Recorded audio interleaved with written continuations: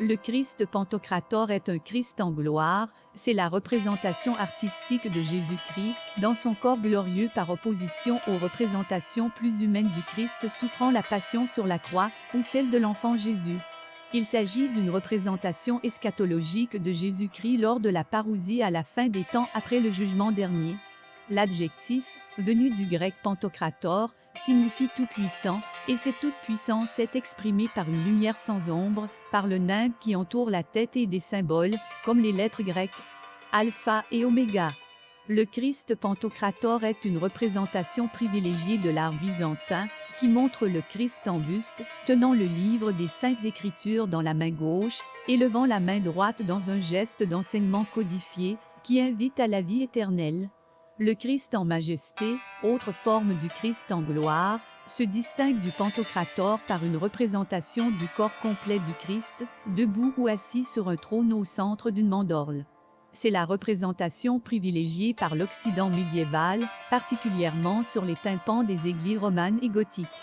Le Christ Pantocrator est représenté adulte, barbu, avec les cheveux longs.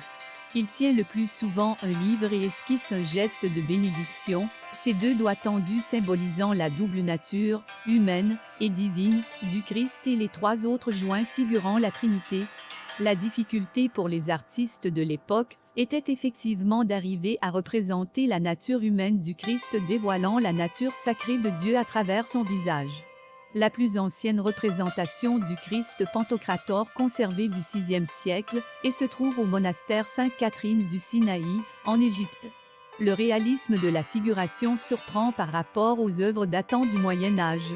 Le modèle du Christ Pantocrator se répand à partir du IXe siècle et reste surtout utilisé dans l'art byzantin, que ce soit dans les décorations intérieures des édifices religieux, comme les fresques de l'ancienne basilique Sainte-Sophie à Istanbul, de la cathédrale de Céphalus, de la chapelle palatine du palais des Normands à Palerme, et de la cathédrale de Montreuil en Sicile, ou sur des icônes.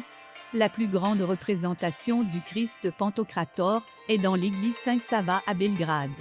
Elle couvre la totalité du dôme de l'église, sur le modèle de Sainte Sophie, depuis effacée par les Ottomans, lors de la transformation de l'église en mosquée après la chute de Constantinople.